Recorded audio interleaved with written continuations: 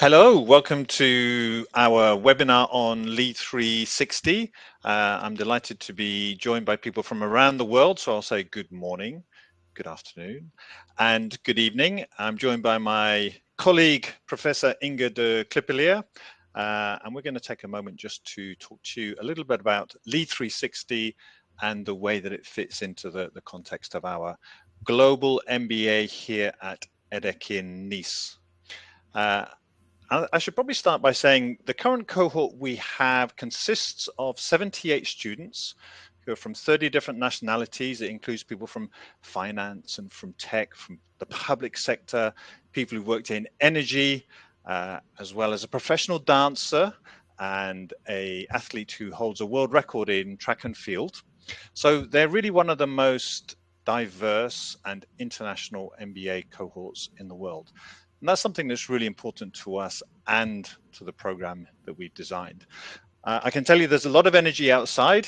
They're making presentations to a UK sustainable-based fashion brand, which is part of their marketing course. Next week, they're going to be in Portugal for their sustainability learning expedition. And last week, I know they were involved in doing courses on strategy and internationalization. On top of that, a few of them have recently returned from a careers track in Amsterdam. Others have been selected for our job shadowing initiative, where they'll be accompanying a senior leader over the course of a few days during the spring break. And all of them are managing their sustainability impact challenge projects and creating their career plans.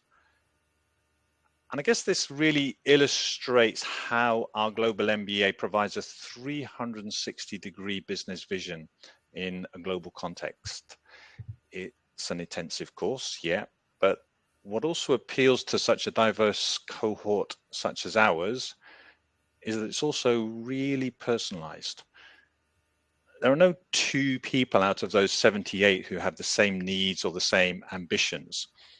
And so what we do is we allow our students to personalize their program to match their own objectives, their own goals, their own aspirations. And we do that through, you'll see on the slide in just a second.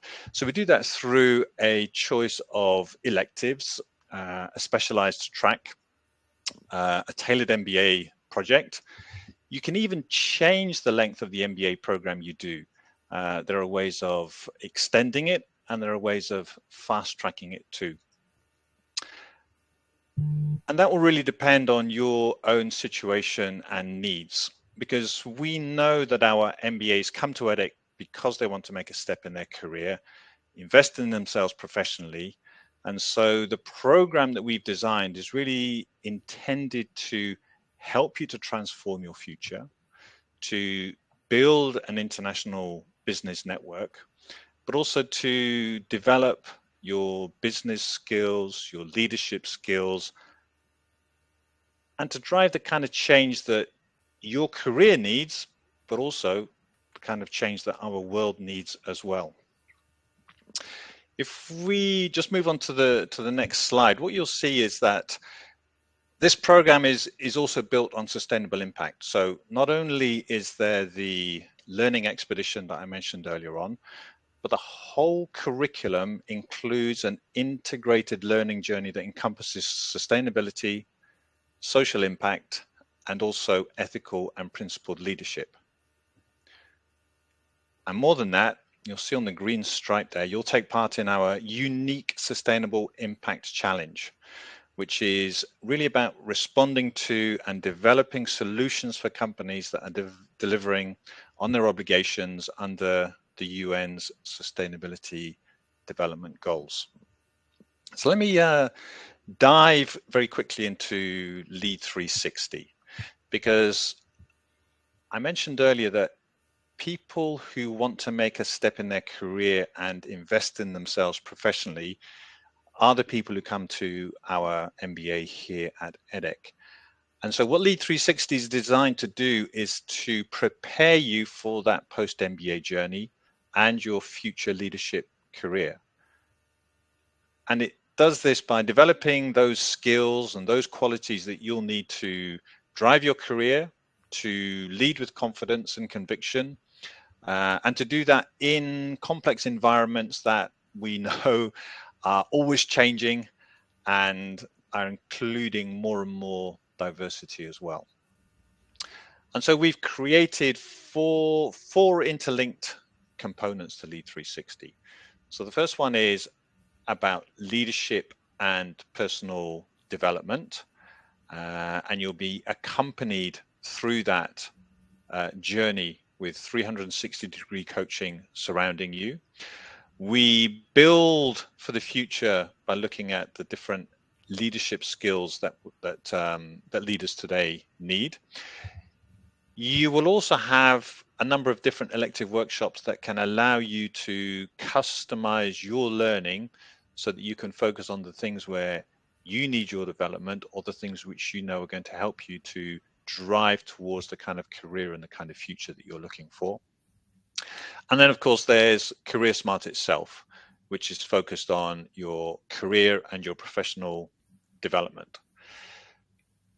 My colleague Inge will explain in just a moment or two how we design Lead 360, but let me just mention one or two of the features that you might have noticed here, which is that in most schools, careers is something which runs alongside an MBA program, very often managed by a separate office, and is considered something like an add-on.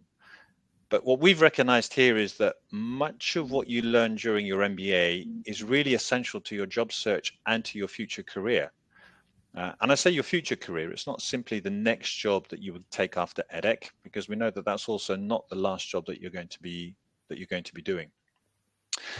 And so what we've done is we've weaved together these three different elements of leadership, of personal development, and of careers, so that all of those become interdependent within I think a really unique as well as a customized program. And the person who can tell you more about that than probably anybody else is Inge. Inge. Well, I wouldn't say that I can tell you more about that compared to you, for example, because there's of course a reason. If you just listen to what Spencer said, there's a reason why we're here, the both of us. Actually, Lead 360 was a program that we developed together. Me on my end, more an expertise, let's say, in organizational behavior and leadership. Spencer on his side, a very broad expertise in careers. And so what we literally did is sit together, and indeed that interweaving aspect that Spencer just talked about, that's how we developed it. Now, if you think about what the basic is of Lead 360, of foundations, then it's actually this framework. We, Spencer, me, but also the team of MBA colleagues, and based upon an enormous amount of information, we thought about, okay, what is imperative for an MBA participant to develop? How can we support that person to the max in this year to get to the labor market afterwards and have the biggest backpack, let's say, of experiences, of competencies to make for that successful career? And we've built, of course, on academic literature. Let's be honest, EDHEC is an academic business school. So research and academics is really to our core. So we looked into research. What does research prove that companies at this moment are looking for? And we complement that not only with the academic research, but also with practical research. Think about McKinsey reports. Think about other players in the market that have a very close connection to what companies currently are looking for. And then we, of course, also talked to our MBA participants. What did they come and search for at EDHEC? What did they want to learn? And of course, also our companies that we work with, because if you think, for example, about the work Spencer is doing, he's currently organizing a consulting case hackathon in January, where we're inviting a lot of companies on our campus for a consulting case. He's in close contact with companies. And based upon all that input, we actually identified 25 competences that we would like to develop in our MBA participants. And you can see them on this slide. There are self-managerial ones, there are functional ones, there are relational ones, and there are strategic ones. And I quickly want to run them by you so that you get an indication of what we hope to inspire you with and what we hope to equip you with. If you think on the self-management component, you see that there is balance, resilience, self-awareness, agility, authenticity, and engagement. And actually, it's not a coincidence that balance is there on top. Balance meaning you have a healthy mind and a healthy body. It means that you have time to consider to all your identities. You have an identity as a professional, but also an identity as a wife or a husband, maybe, or as a daughter or a son, or as a friend or as a partner. To what extent can you combine all those roles in a satisfactory way? We see that if people have the opportunity to create balance, then they have the opportunity also to create resilience, that whatever happens around them, obstacles or difficulties, they can cope with those in a very stable way. They can be themselves in responding to them. And that in turn creates self-awareness. People realizing that if you are, for example, able to cope with whatever they throw at you, and you can still respond in the best way possible, then people feel, hey, I've got this. I know who I am and I know what I can do. And that then in turn, we call this a cascade, by the way, and that then in turn can create agility. People daring to step out of their comfort zone, people daring to take risks and so on. What we also measure is authenticity. Research proves that if people are able to put themselves out there in an authentic way, it has a great impact on their performance in a company. So in that sense, we also look into, are you authentic and how can we help you and support you in that? On engagement, do you put in 100%? Yes or no? We also look at functional skills. And of course, those are things that people come for an MBA for. Problem solving. To what extent are you somebody who really is able to look at the root cause of a problem and to solve that one and not just be superficial in managing symptoms? To what extent do you have expertise and do you bring that to the table? And not just bringing the expertise, but also literally daring to defend your point, daring to speak up about it. Organizing. Do you know how to accomplish your objectives? Do you know the resources it takes, not just financial resources, but also people resources? And how can you plan those to best accomplish your objectives? Decision making. Not only are you capable of making correct decisions, but also do you make them timely? And are they based on the right facts and figures? And did you incorporate other people's opinion so that your decision might be, in fact, met not with resistance, but with acceptance? To what extent do you pursue goals? And how can you improve that?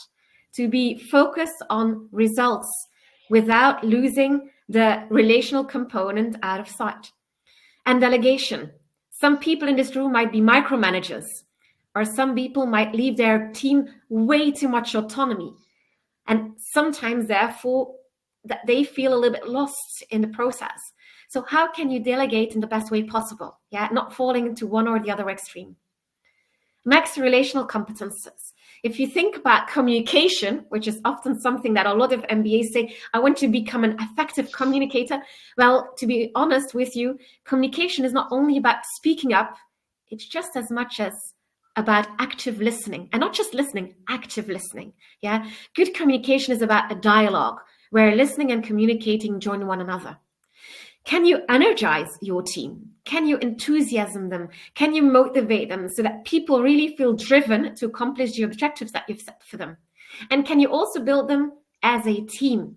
Not just steering them as individuals, but really building close connections so that they're a close-knit team and that they can count on one another, that they can draw resources from one another, support from one another, and accomplish things in an easier way together. Do you coach them? Because there's one way, if you think about delegation that I talked about earlier, there's one way of steering people to accomplish their objectives and to delegate work to them. But there's also developing, let's say, the person behind the employee, developing the career that the employee is aspiring to. Do you really coach and invest in them to make them better people, better employee, but also make them more fulfilled of what they want to accomplish at work? Can you empower them? Or are you the person that wants to take all control? Are you there to let go of control and empower your employees to really speak up, to take the floor, to make a presentation, to make impact by making certain decisions? Do you connect easily?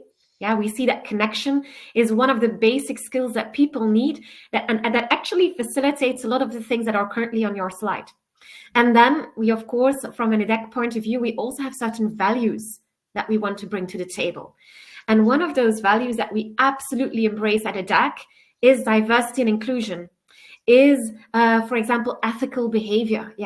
And so those things are also things that we want to build in you. Last but not least, and probably something that a lot of people also really have in mind when they sign up for an MBA, it's about visioning. Yeah. Do you have an inspiring vision? Do you know where the company has to be in 5 to 10 years? Do you know what the competitors are doing? And do you succeed in then bringing a vision to the table that is inspiring to other people? Can you implement it? Because developing that vision may not be sufficient. You also have to literally make the change internally, implement it. And to what extent is that vision then innovative? And are you going to indeed be ahead of the competition in the market? If that vision and that innovation or that innovative idea that you have is maybe different than now, can you then drive change? Can you get people on board? Can you potentially break resistance if there's resistance in the company? How do you rally people to make things happen? Then your market sensitivity, because let's hope that your vision is also based on facts and figures, on market trends, on literal things that the customer is communicating to you and so on. That is also anticipating, for example, sustainability trends in society that are at this moment quintessential to take into consideration. And then last but not least, are you able to network and manage stakeholders? 25 competences that we, together with academic research, professional research, companies, MBA participants, identified as crucial. And it's those that we want to invest in. And we actually do so, Spencer already highlighted that, in 4 different ways throughout the program. It runs like a common thread throughout different courses that are not even in the Lead 360 program. Because let's be honest, if you think about market sensitivity, for sure it's going to be addressed in marketing, for example, or it's going to be addressed in your strategy course. Same for visioning and implementation. Yeah. So different skills will be addressed in different courses, but we'll zoom in even more so in some of our Lead 360 courses. Yeah. By the way, just very quickly, yes, I was just going to say that the question in the chat, right? Yeah, I just saw that. Great question. We're obviously focused on the Global MBA here and Lead 360, but do you want to just quickly mention how that kind of chimes with the Executive MBA as well? Absolutely. Actually, what I just presented to you is the exact same foundation that we use in the Executive MBA. And I'm going to be honest, of course, the population that we have in the Global MBA and in the Executive MBA, they differ. They differ in level of experience. They differ in their aspirations for their next step. For example, if you look at our Global MBA, correct me if I'm wrong, Spencer, but I think most people on average have between 5 and 10 years of experience in the Global MBA. Yeah, that's a pretty good average. We're looking at about 7 to 8 years this year, but quite a wide range, because the age range this year, I'm looking at my rogues gallery here, is from 24 years old to 45. And we see that for the Executive MBA, we have people that have about 15 to 20 years of experience. So they are significantly older, more experienced, and are also already one step further to maybe multiple steps further in their career. So the skills that we have here are the exact same, but we do see that we put emphasis or spend more time on some than on others in our programs. So we try to differentiate really based upon the level of experience. You'll also see, of course, that in a Global MBA, it's a full-time program. We have quite more significant amount of hours available to dive into those. And we can really be by their side. In the Executive MBA, people do it part-time modus, 4 days a month, which is, of course, different than 20 days a month. So in that sense, it does differ into the depth that sometimes we can go into it.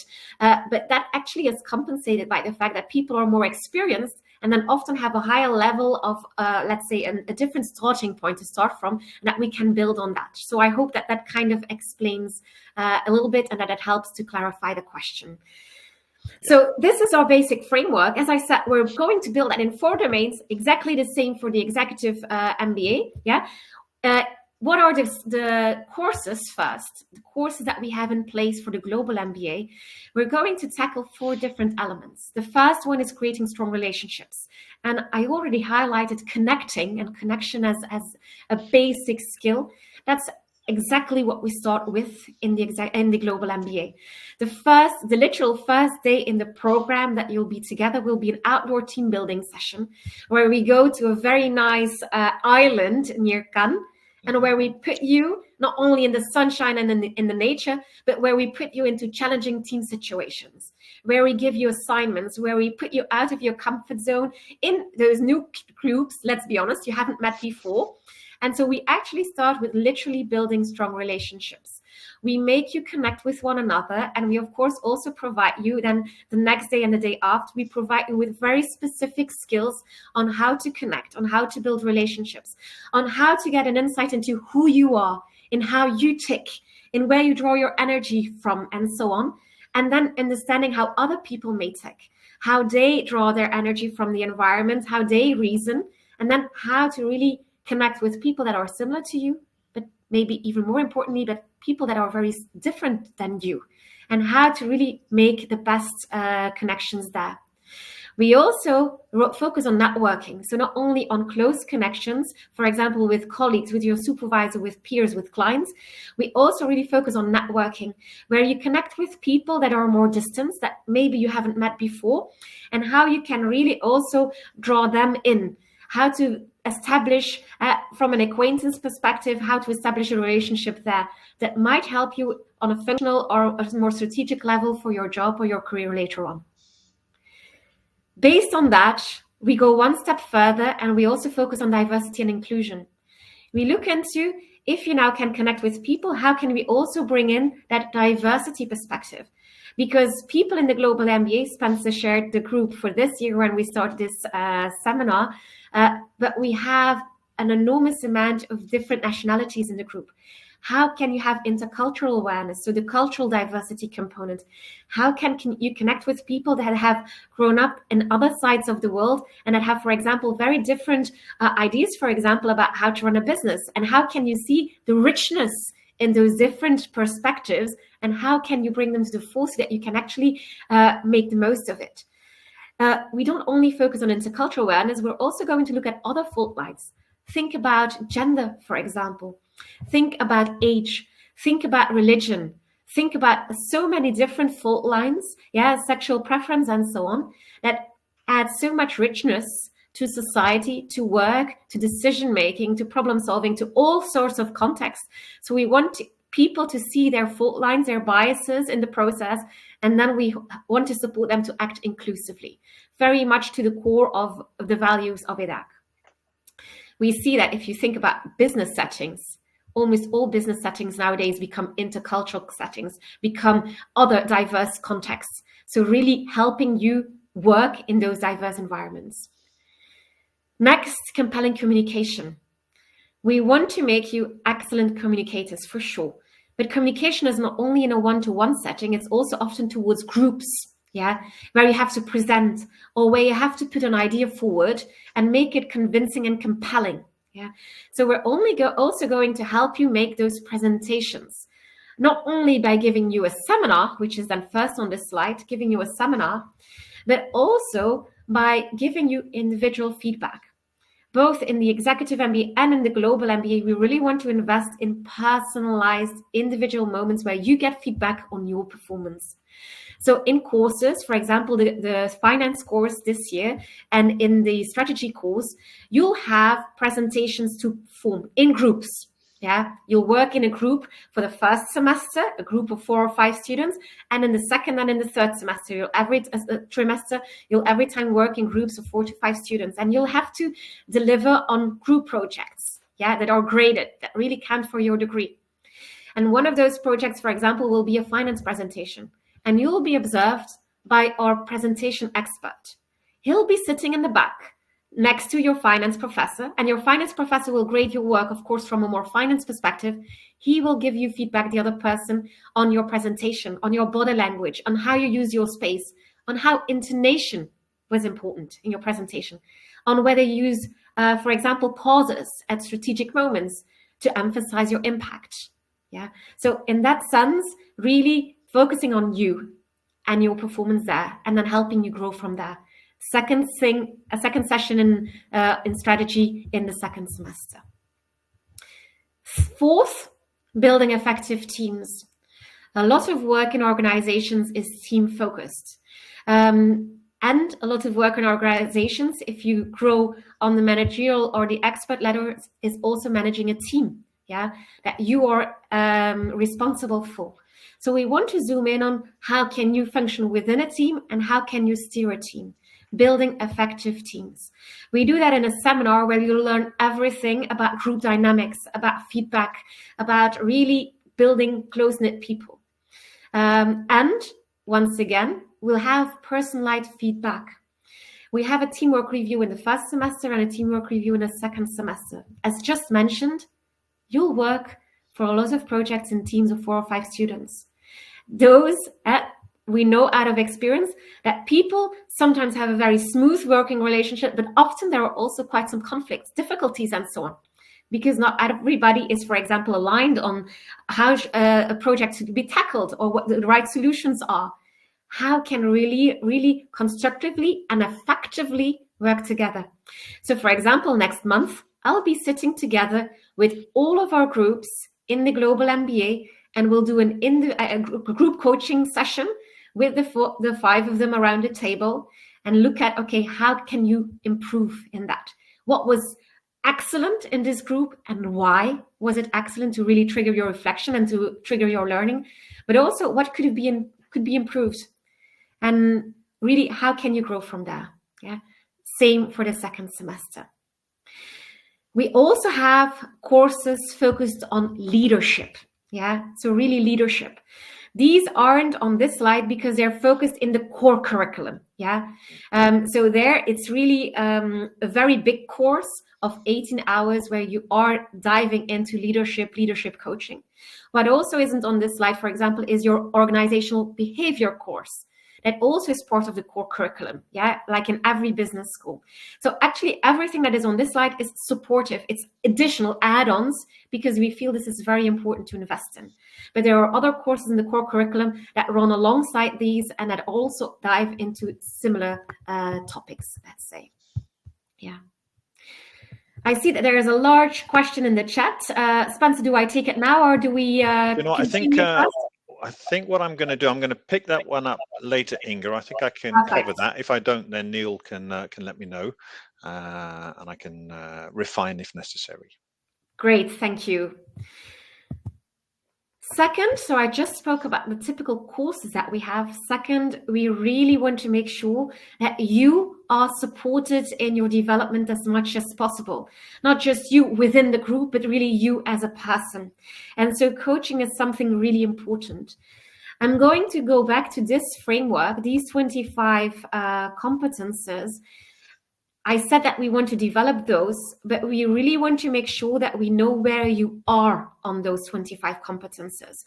So actually what we start from in the MBA is an assessment of you on those 25 competences. That's our starting point. So early in September, we have what we call an assessed case exercise. Yeah, organized by Spencer, by the way, so you already see how we are working on this program together. The assessed case exercise is where we put students in groups and then we give them a very challenging case where they literally have to use everything that you see on this slide. They have to work together, they have to make decisions, they have to vision because they get to be owners of a company, they have to divest things, they have to buy things to build their company. So it's a very challenging exercise and it's a starting point for us to see where are they at? How do they manage themselves? How do they manage themselves functionally? How do they manage relationally? Where are they in their strategic competences? And actually, as the starting point of their 360 coaching journey, we have a questionnaire of those 25 statements in 100 literally statements that we put out there. Yeah. So we ask, for example, to what extent have you had the feeling that you were listened to around the table? So we ask 100 statements so that people can make an assessment of that day. How did you act?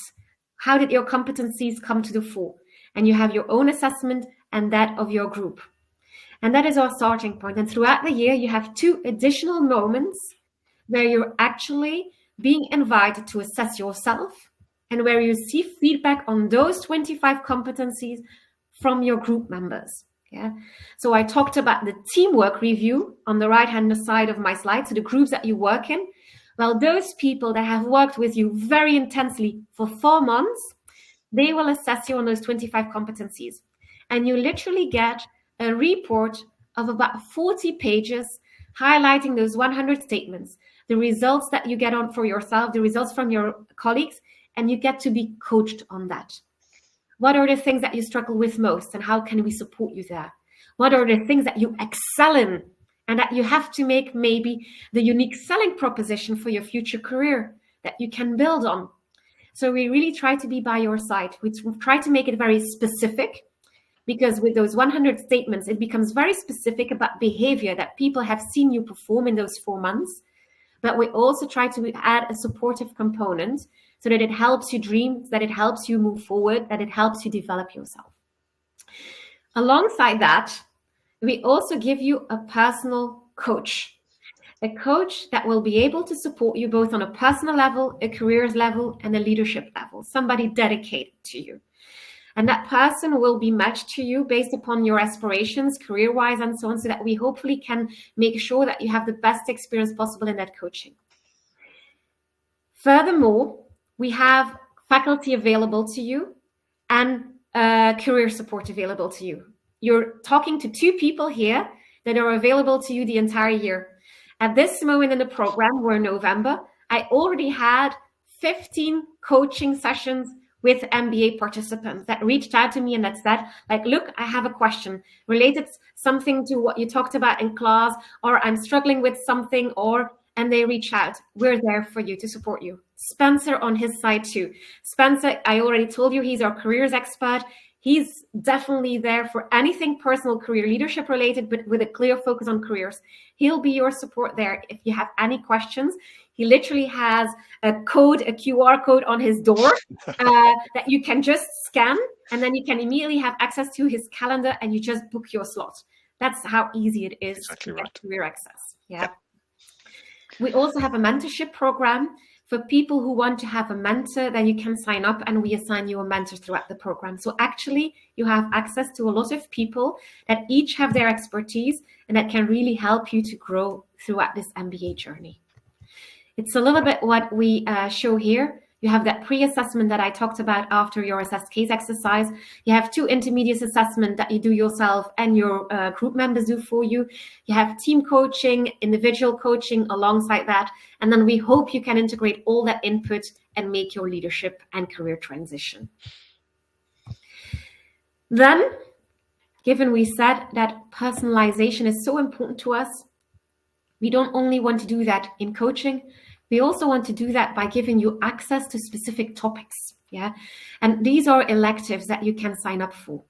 I'm just launching some ideas here because these are the courses that are in the program this year.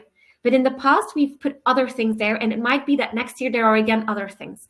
At this moment, and already there for quite some time, is becoming a strong negotiator. Because some people for their future job, they really need negotiation skills, or people feel that they're struggling with that. So we give them access to that. Agile leadership, let's be honest, agility, is very important, both as a method, on the job, but also in terms of a mindset and an attitude. So we also really want to trigger that in you, agility. Managing power and influence. How do you play the political part of the organization? Not to make you all very political animals, but rather to make you be aware of what plays in an organization, what power does, and how you can find your way in those elements and those dynamics, because they do exist. Leading with humility and self-confidence, helping people who are struggling with that find their way. Leading with humor, something that we've added this year. We've done a workshop in the past. Students were so happy that they said, can't you integrate this in the curriculum? So we now integrated that. So you see that we really also integrate things on request of students. And then building resilience in stressful and demanding environments, something that was absolutely key in the COVID era. But that we see, if you look at what's happening in the market and so on, is still very much key today, so that we have kept in the curriculum for people that really want it. In the past, we've also focused on other topics. We, for example, focus on conflict management. In the past, we've also had electives on virtual teams and working remotely with your team members and so on. And actually, based upon what we see, we actually try to accommodate students' requests to a large extent. So this is really this year. That brings us back to Spencer. Okay, good. Thank you so much. That's brilliant, Inge. So, we've already said that each of our MBAs are different. The same will go for our future cohorts as well, because each of our MBAs has their own interest, has their own ambitions, and has their own development need. And what that means is that each one of them also has to develop their own personal and individual career smart plan. And a career smart plan is something that we start work on really within the second month of people being here at EDHEC. And what we want people to do, in fact, if you walk through the acronym SMART, the first thing we want them to do is to start to go through this self-assessment, which Inga has already touched upon. So this is, what do you know about yourself? What do you know about your strengths? What are your USPs? Okay, so that's a self-assessment. Second then is to think about, what is the market that I want to approach? What are the geographies and the sectors that most interest me? Having done that, there then is an analysis phase. We need to analyze those sectors. So the MBAs begin their research and begin their investigation into the geographies that they're interested in. Is it realistic for me to be able to work in that particular geography?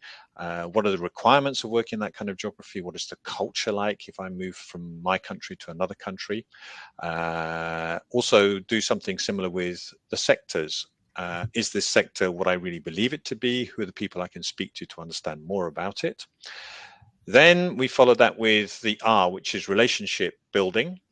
So that's networking. Again, that helps us to do the analysis of the sector, but also start to get a feel for what is happening within this competitive environment. Which companies look like they are growing, which companies are going through difficulties, and where therefore are the opportunities. And then after that, the T is the targeted approaches. So having been through the first 4 elements of self-assessment, marketing, analysis, and relationship building, then the MBAs can begin their targeted approach. And as they do this, they're not completely on their own. As they develop their projects, as they look at their geographies and sectors, as they do their analysis, and as they begin building their networks, then we accompany them. We are their coaches, their connectors, their supporters. And as Inge said, we're always available to have one-to-one meetings, to answer questions, and to make sure that we can guide the MBAs. And we also underpin that support and that mentoring through our various different activities. And so the events that we organize, the opportunities that we try to create, is really for three main intentions. So our intention really is to use these different events to inspire our MBAs, to educate them, and to inform them. And so those events will include our hackathon, which is something that Inge mentioned just a moment ago.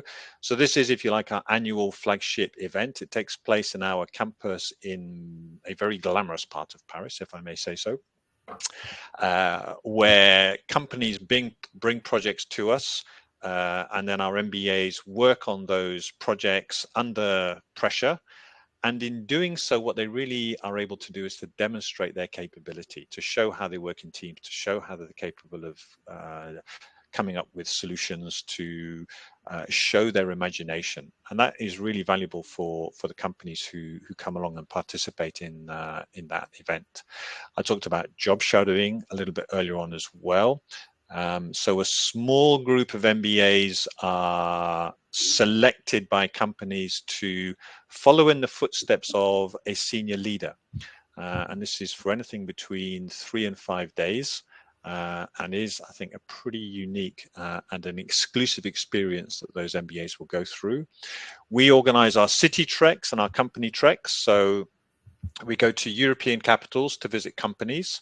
I mentioned that our MBAs have recently returned from Amsterdam. We're planning to go to Dublin. We will do a trek up to Paris as well sometime in the new year. Company treks, we were with a a huge international organization which is invisible to almost all of you just on Friday. But even though it's invisible to all of you, you've probably all touched Amadeus at some stage in your life, because they are the company which is essentially responsible for all hotel bookings and airline bookings and train bookings. They are the kind of power behind everything that you do on Expedia or Kayak or Booking.com or Travelocity. We have a senior speaker series where we bring people in to talk about their sectors, to talk about their experiences. We have a range of custom workshops. We look at career planning. We do CV reviews. We hold mock interviews. We provide negotiation skills and tips, interview skills as well. We have alumni events with people talking about their sectors and answering questions about their companies and their sectors. Alumni very often take part in mock interviews, and there's a whole range of other interventions as well that our alumni help us with.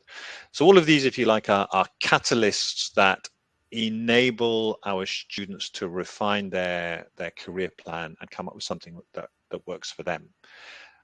And again, it's really important, this point of personalization. So I know that of the 78 students who are with us today, there is no two of them who are going to do the same job in the same company. Every single one of them is different, with different dreams, different aspirations, and different ambitions. And so we make sure that we provide the support to each one of them to help them to realize their individual dream. Okay, that's everything that I wanted to mention about Career Smart. Is there anything else you want to wrap up in terms of Lead 360, Inge, or should we maybe pick up one or two questions? I think we can go to the questions. I think we've tackled everything. Maybe a last thing that I just think of to show how everything is interrelated. Mm-hmm. For example, in the team building seminar that we do, we focus on group decision making. And we have, for example, an exercise there where we put people together and they have to solve a case, which is something that is also done in some application processes. So you'll see that some of the skills that you'll also need for your career search will come back into some of the courses we'll teach and so on. So it's really that interweaving component that we try to do throughout, let's say. And that's maybe a final example. I think it's a really good point, and it comes back to what we said at the beginning was, we've realized that careers is not something that should be stuck onto the side of the MBA. It really is at the heart of the MBA, and lots of the things which we do elsewhere contribute to careers, and careers also contributes back to the work that people are doing as part of their core course as well. Okay. I see that there's maybe a question that I'll already pick up on. We've received some questions via email as well, and one of them was apparently, how do I choose my Lead 360 workshops? Well, for the person, I assume he or she is not able to attend and will watch the recording. So maybe answering for that person, we actually allow you until end of October to just experience the MBA, to find your way, to discover the courses that are already on there. And then at the end of October, we ask you to actually choose your own electives. So those workshops only have to be chosen after 2 months in the program. And some students literally reach out to me and ask, look, this is what I'm aspiring to do. These are the things I struggle with.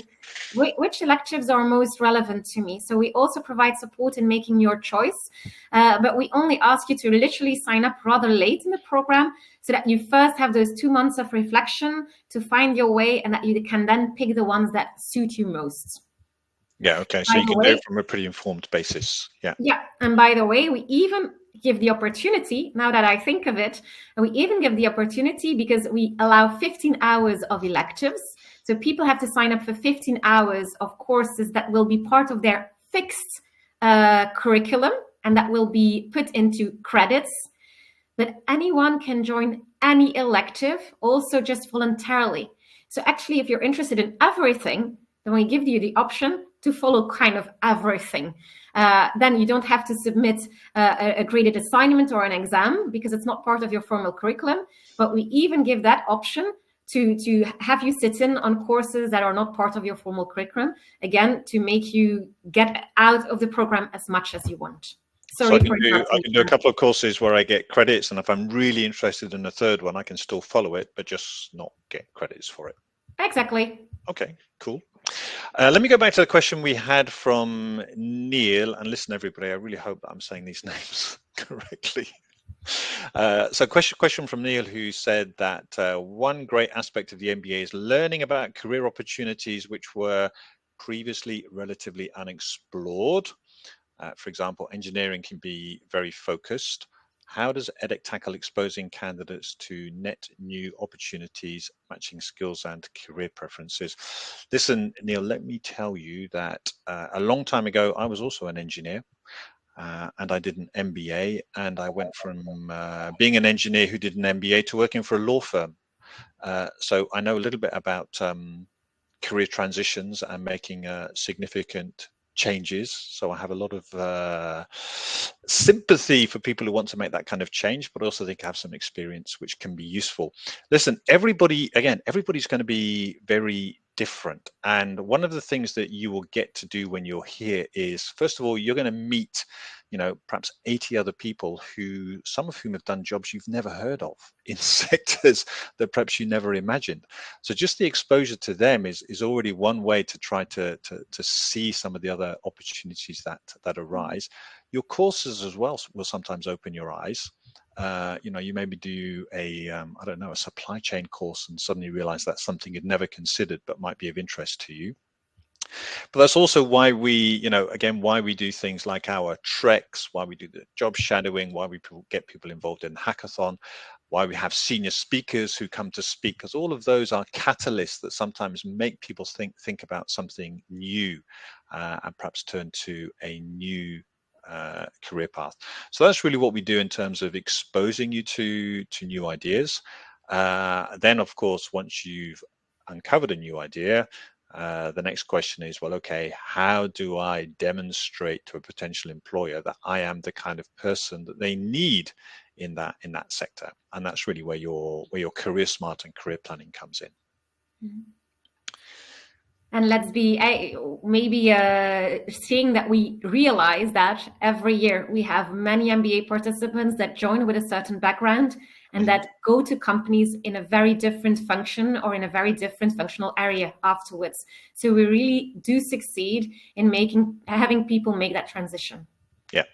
No, it's true. I know that people sometimes talk about the triple jump, which is described by Forbes magazine as the greatest kind of personal reinvention that you can go through.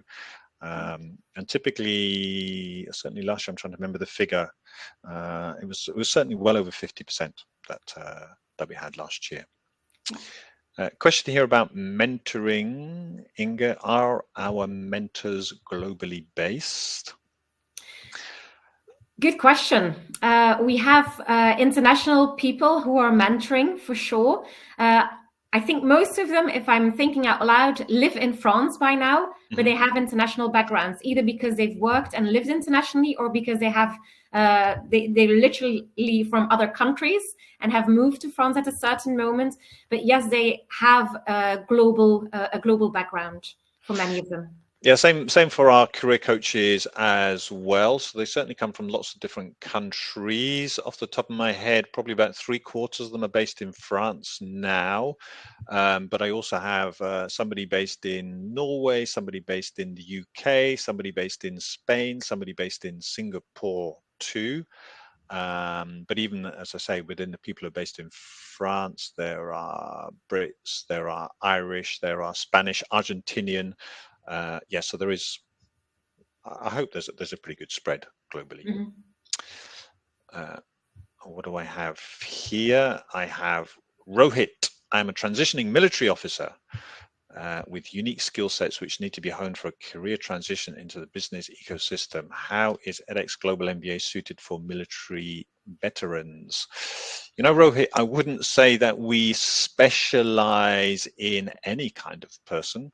I would just reiterate what I said earlier on at the top of this session, that we have in the room across the corridor from me right now a professional ballet dancer. We have a world-class track and field athlete.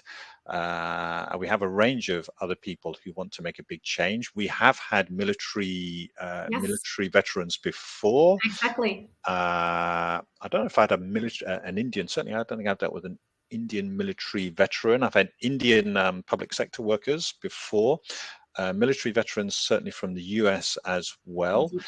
So yeah, there are definitely possibilities. It really comes down to what is it that you want to do? How hard are you prepared to work on that transition?